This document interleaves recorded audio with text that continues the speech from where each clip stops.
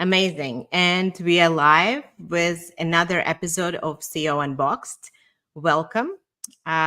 We share our unscripted stories of amazing leaders that are raw, sometimes awkward, sometimes funny, but always real. And I'm the host, Vlada Lotkina, founder, dreamer, entrepreneur. And today I have an amazing leader to unbox, Garry.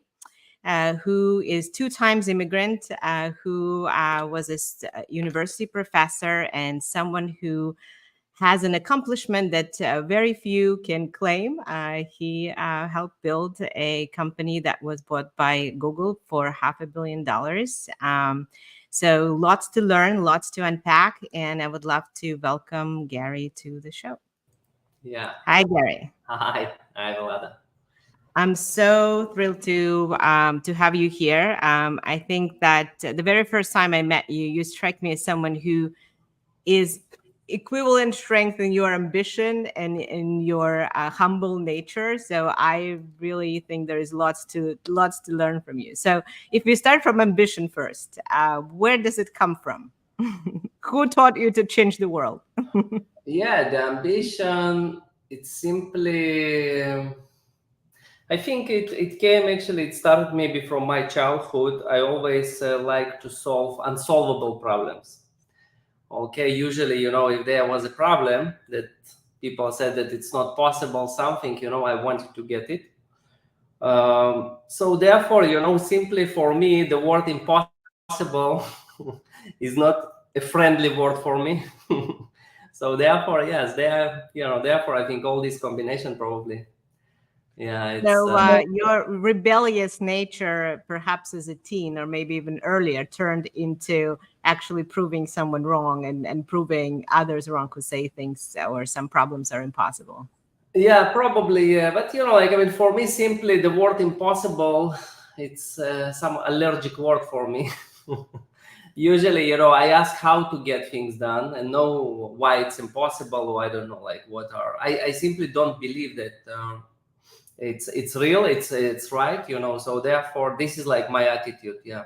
And I like people around me also that is the same attitude. And do you think that your parents did something to instill that allergy, cultivate that allergy, or was it something that just given to you by nature? Yeah, probably, like my dad, I think maybe also had like the same how to say, the same attitude. Okay, my mom also, she was a teacher, so therefore, and she worked like with the local people there, that they learn Russian, at the moment when we lived in Soviet Union. And it was pretty tough, like, to be in this environment, but she was always the best, from coming with some creative ideas to do something impossible, to make it happen and so on. So maybe, there is some combination. Yes, but yeah, this is probably also, I assume that I received from them, for sure. Fantastic. And so talking about impossible and being successful at proving that, when was the first sort of meaningful way that you proved it? Yeah, I think the first thing was, like when we moved to Israel, and, like we came to Israel with a couple of hundreds of dollars without knowing language. I was 18 years old. I finished the high school in ex-Soviet Union, in Uzbekistan, ex-Soviet Union Republic. And, when we came in, like, it was strange for me, first of all, to see that in Hebrew they write from right to left and not from left to right, like everywhere. And it was a bit, like, not stress, but I understood that I have to focus. Yeah, it took me a year to learn the language and so on, starting, to overcome such challenges, because I didn't have, I don't know, rich parents, or I don't know, friends, or someone, who can actually uplift me or something. So I understood that everything depends on me. And later, like when I finished the university. I went to the army, Israeli army. I've been there for several years, and afterwards I started to teach at university. Like I finished my master's degree in applied mathematics in Tel Aviv University, and then when I started to teach, like it was for me, I think, like the initial experiences, like around doing something impossible, actually started there.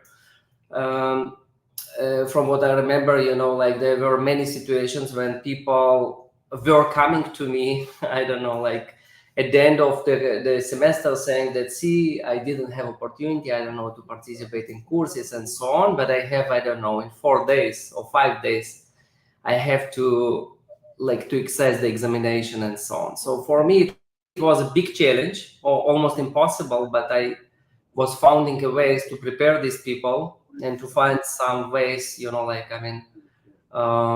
find a way to help them. And in addition, also during these days when I was teaching, I saw that only 5%, 10% maybe are following really the professor or the professor assistant. And 90%, they are like around, I don't know, they are these feelings that they don't understand and so on. And I wanted to change it. So therefore, it also required from me some creative ways how to explain math in a very simple way, such that 80+% will follow me and not 5 or 10%. Okay, it was a challenge, but I think it was a successful experience for me and for students, that went through me. Probably this, Well, like something that I remember. Yeah. yeah. Those are plenty of examples, and I think it's tricky, right? As we think as parents, and I know you're a parent as well, right? Thinking about how those early challenges, in particular, shape us, right? Or even later challenges, right? And so, in a way, if you now I've been talking to a few founders as part of the podcast, and certainly have a lot of great folks around me who started companies and went on to do great things, and it's always a common thread. There are always a lot of challenges that folks had to overcome on their path to accomplishment and success in various shapes and forms. Do you think it's a necessary requirement for someone to be successful to have those challenges? And um, Yeah, definitely. I think this is the way to grow, okay? Not through some artificial environments, okay? Really to go through challenges. Because I think that when you overcome the challenge, okay, you strengthen, you are training yourself, first of all, okay, such that next time you are more prepared, let's say, to such situations. So therefore, yes, definitely it's mandatory. And I think also, the experience that I had during the time when the Soviet Union crashed. Okay, I was around 9 years old, 8, 9 years old, and I saw all these tough situations that people went through. Okay, it was like the situation where, I don't know, like people, for example, that they worked at universities or at some advanced places, okay, they became really people without resources, okay, without money and so on. Like they were getting very low salaries, and they had to survive. Okay, and it was interesting to see. Like I was a kid, but for me it was interesting to observe the world and to see how people behave in these situations. And usually, it's like when you take people down, I mean, to several levels down, it's not fun, let's say, for people, and they struggle. And but for me, it was important also to learn to see the real, like I call it, the real face of the people, because this is where you see the people who is who, like, because when everything is cool, the wine and the music, everything is nice, everyone is good. But in difficult situations, you really see who is who. And I was, I think, maybe lucky, or I don't know, like simply I went through it in young age. seeing these tough situations. Yes, and I think it gave me some lessons and some understanding, for the future. Understood, Gary. That's a great perspective, and you said one thing which I also agree with, and I think that's a challenge in itself. So you said challenges should not be artificial; they should be real challenges that Yeah, yeah, definitely. people overcome. And so, as a parent now, how do you give out those real challenges, or do you wait for them to find them on their own, or how do you think about it? Yeah, for me, I have three kids, like the oldest 16 years old and second 14 and 8. So for me, I think the best way to create for them this environment such that they will really strengthen their muscles, I call it, is actually the sport. Okay, because I think when you train or when you go through, I don't know, like my kids, they are soccer players, two boys. Um, yes, and I think that the ingredients and the experience that you like, I mean, the experience that you go through being in sport, it's pretty close, I think, to the experience of being, I don't know, in a different or in the street environment, let's say.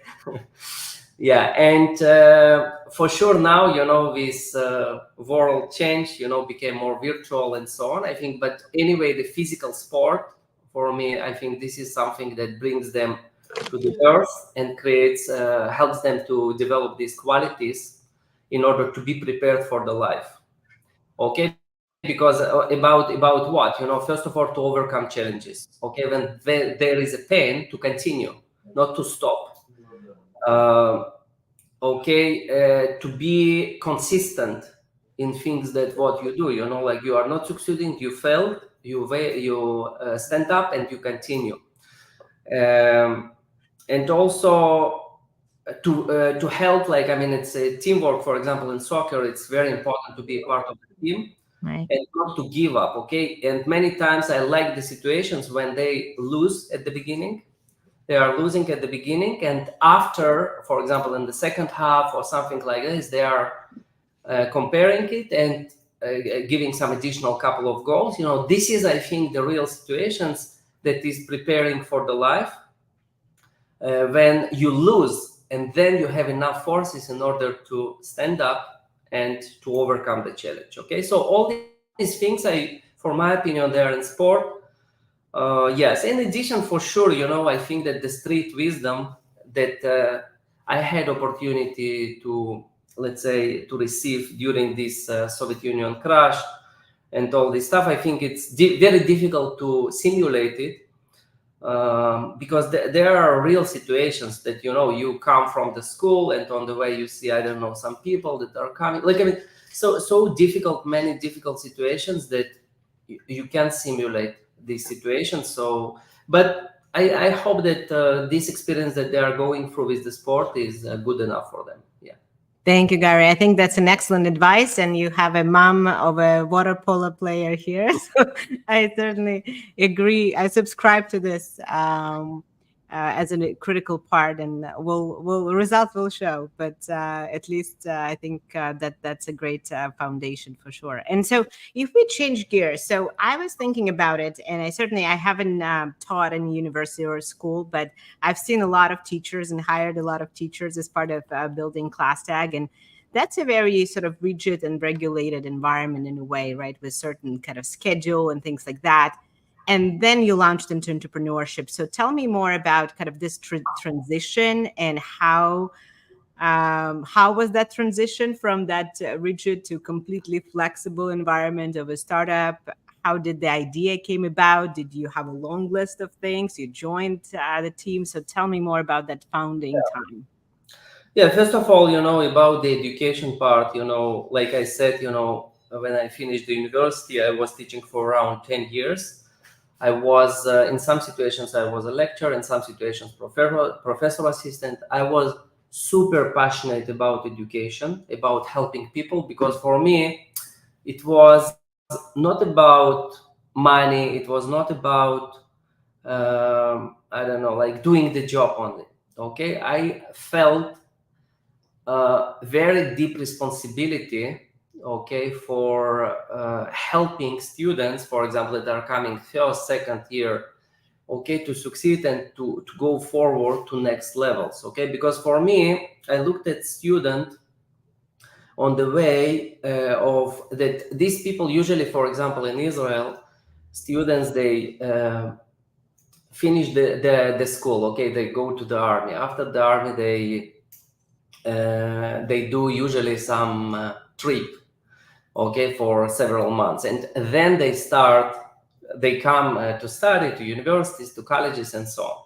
And for me, usually at this moment, everyone has expectations from this person, okay, his family, himself, his girlfriend, I don't know, like his friends, everyone, okay. And if something is going wrong during the first year, okay, the person actually, for my opinion, loses confidence, okay, and it can impact his relationship and his path going forward, because everyone is expecting from him to succeed. And many times I found that people simply don't know the rules of the game. There is no problem that they are smart or not smart. It doesn't relate to it. They simply don't understand how to study at the beginning, how to play the game.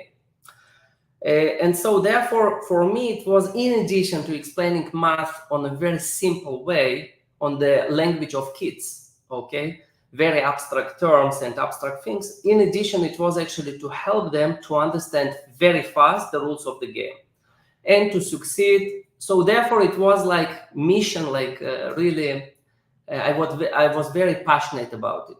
But at some moment, like after teaching the same courses, all this stuff, like I got bored. And after around 6 years, I started to work in parallel in high tech. I worked in insurance and pension. For example, I helped to develop some algorithms. Later, I moved to algo trading. I actually developed there also some good stuff. And I think that from my experience, I think the sharpest people that I saw, they are there in algo trading, and also the best technology. But unfortunately, for my opinion, there is no meaning. Because like I said, I was super passionate, like also prior to it, about helping people. Because, for example, being a part of product company, you have a vision, you bring some value to the world. But when you are a part of, for example, algo trading company, that you bring the value, you find some anomalies in the market, I don't know, and you make money.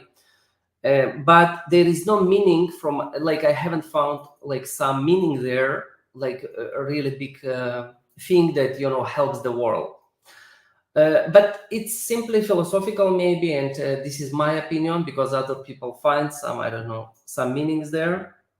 But as a result of it, I moved to intelligent cybersecurity world, developed different projects around intelligence, around cybersecurity, helping organizations to protect themselves against cyber threats.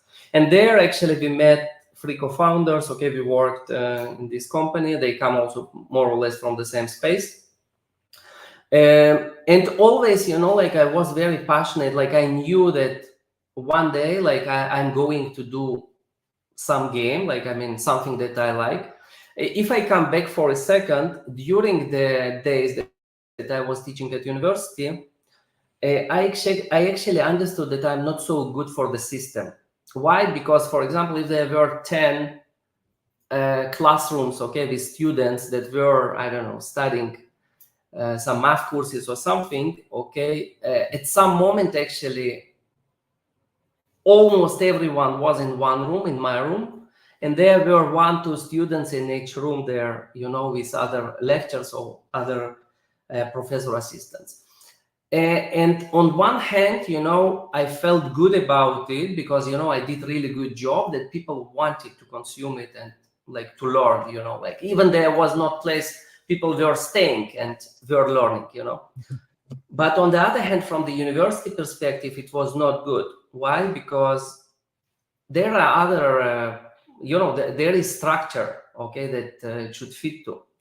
So it's actually the point that I understood that I'm not good enough, maybe because I'm doing much more than I have to do there, and people are coming, they are seeing, they love it, but it's not good for the university probably. So therefore I knew always that I want like to go and to open something that I can impact, okay, that I'm not a part of some structure that someone created, some game I call it, okay, that I create the game. And I was very passionate about it because I want to move in my pace. I want to move like, I don't know, like on the way that I believe it should move, on the speed that it should move, and the culture, the values around it, so on. So therefore, for me, this is like actually some, how to say, prehistory, how I actually decided and what actually impacted me to go to this path, okay, to be an entrepreneur. And so as a result, it seems like it was a organic transition, meaning that was that freedom to play your own game, as you said, was something that it actually brought to you, and you were seeking to find yourself. Yeah, I think that I was not good in general, a good fit into the systems, okay? Like I've been in the army, I've been, I don't know, in Right. university previously and so on. But I saw that, I would like to do it differently. I would like to shape it differently. I would like that the meaning or the vision will be much more bold and not what I saw. So therefore, usually, there are two ways: or you fit to something, or you create some structure that that you would like to see. Yeah, So exactly. therefore, it was like natural continuation for me, and I was also preparing for it because I can tell you that when I worked in last company, like prior to Simplify, to founding our company, I was preparing. Like I was preparing because I understood that in order to become like an entrepreneur and so on, first of all, you probably take some risk for around. We were, for example, working without salaries, nothing for around 10 months. Okay, but I had family. I had already 2 kids, and like expenses, everything. So I had to prepare from this perspective to make sure that for at least 12, 15, or maybe 18 months, I have some amount of money, even if something goes wrong, that everything is okay. We are trying. Second thing for me was important to prepare my wife, okay, because this is what I say: when you go to the mountains, okay, to the journey, you need to prepare. I mean, don't first of all, most of people that they are downstairs there, I mean, near the mountain, that they are going, talking and explaining you what does it mean to go up into mountains, probably filter what they say. Probably, like, I mean, I actually divided it by 100, let's say. Okay, usually, because I didn't care like what like how they see, because most of advices come from people that never did Never made it there. something. So second thing, you need to prepare, okay, like I said, financially, resources, yourself, to see that you are prepared. At least you have some understanding. You don't need like to be PhD in it, because there is no PhD in entrepreneurship, but to have some understanding, and in addition, to prepare your partner, because I think that this journey is tough, okay, and you have a lot of surprises. You fail, you stand up, you continue, and so on. But I think if your second part, your partner, is ready and understands the game, then it's much easier for you. Then you fight outside. You don't need to look back each time. Okay, you are prepared, to go forward. And this is what's important. But if your partner is not ready, or I don't know, like the mindset is not there, and each time they will pull you back, it's a problem. Okay, so therefore I had several discussions also with my wife to prepare her, to explain that, see, I'm going to play. There is high probability that maybe it will not play. How will you feel? Like, to prepare, like, to for Right. the worst case, and so on. And when I felt, that she's ready, doesn't matter what's happening, good, bad, like that, we will be fine. Okay, then you are comfortable to run forward. Yeah, so these are like some basic things, that required to do and to think, not to overthink also, because one of the things that I found that many people, when they imagine something, or I don't know, they want to do, they are gathering too many pixels, I call it, on the picture.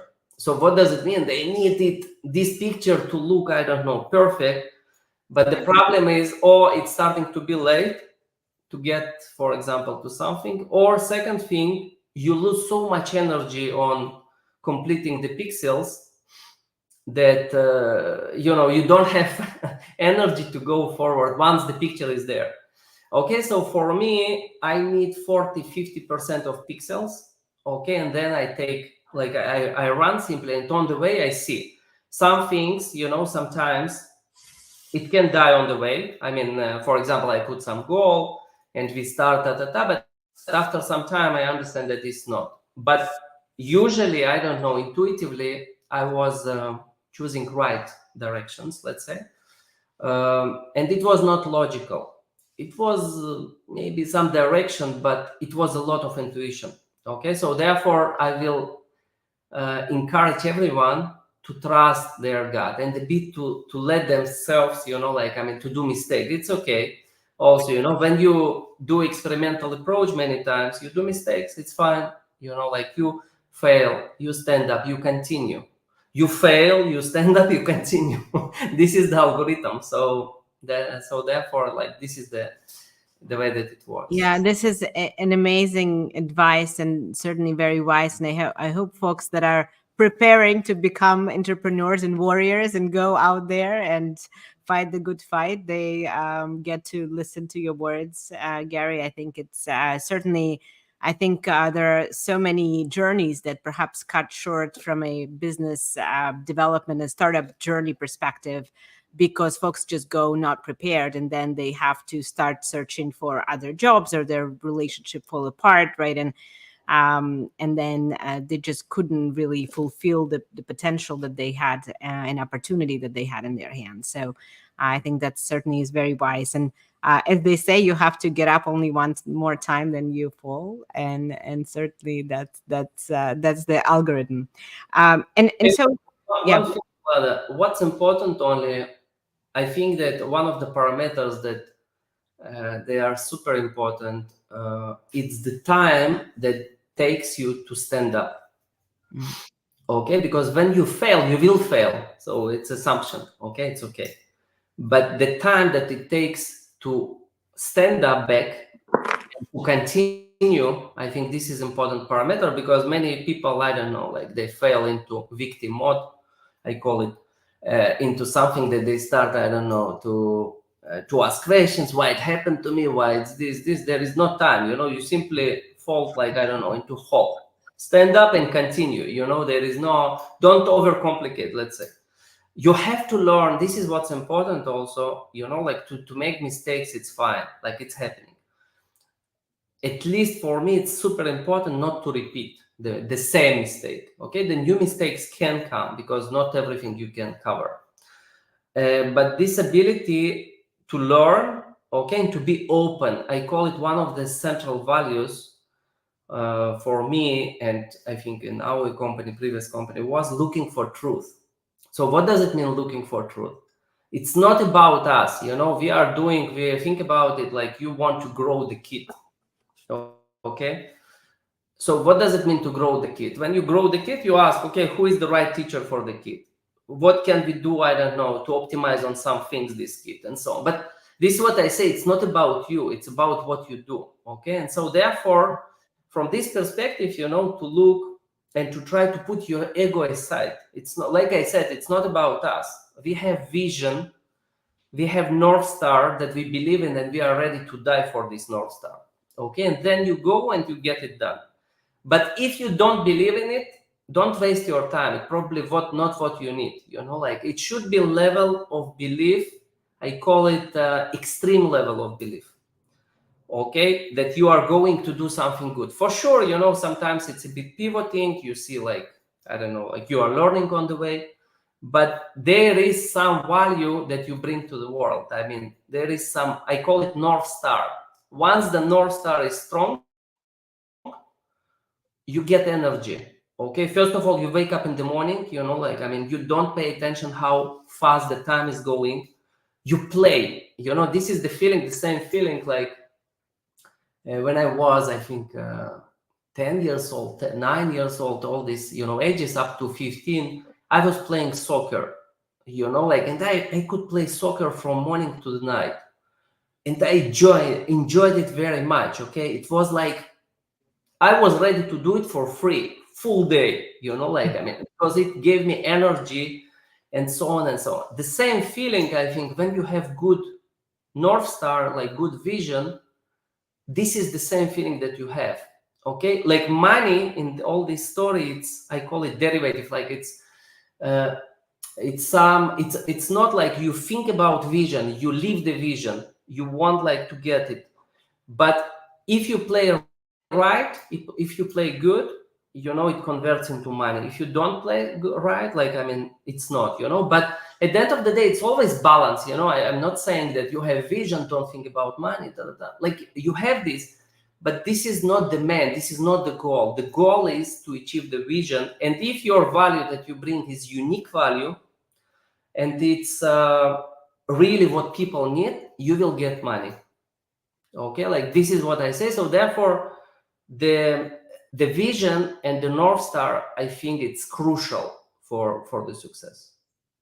Absolutely. And I think you talked about the speed of getting up, right? And obviously I think intellectually everyone understands it, right? At the end of the day, the time, right? You just need to do enough reflection so you can learn from your mistake, and then you need to get up as soon as you can, right? And get to the next chapter in the game.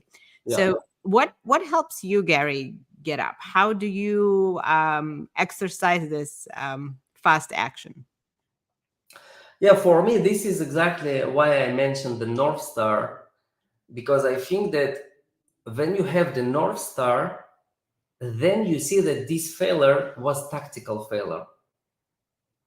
Okay, that it's not like this. What I say, always when you fail, doesn't matter what, remind the North Star, and then you understand that this is super tactical, I don't know, small thing that happened that is not important. You will not remember it in I don't know, in 5 years even. And this is like what keeps the person up, I think, at least from my perspective. This is what I see. And it should be something that you are connected to, like, I mean, you really believe. I say, like, I mean, it's like, you cannot, this is what I say on some some ideas that come, for example, around, I don't know, startups and things.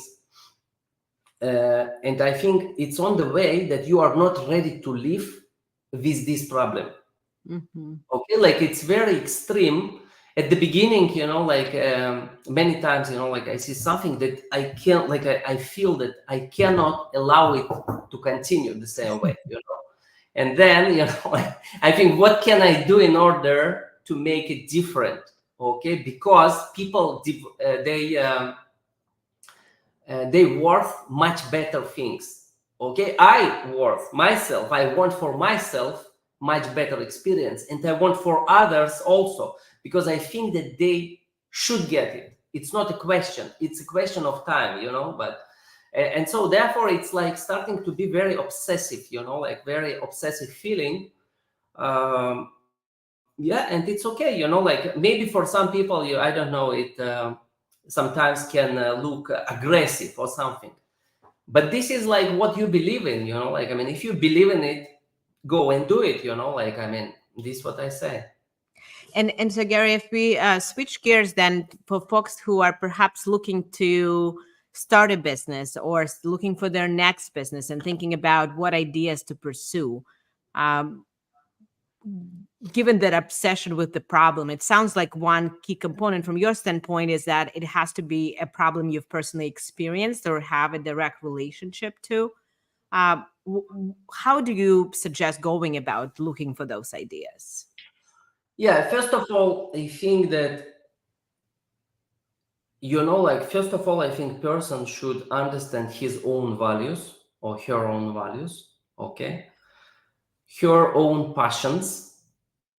Okay, And then I think also to choose the problem that is very close to the passion, okay, and connects, like I call it, like it's a combination, because when you understand your values, you understand your, let's say, what things are keeping your energy in the maximum, where you enjoy, where your internal kid or internal child enjoys the most, okay.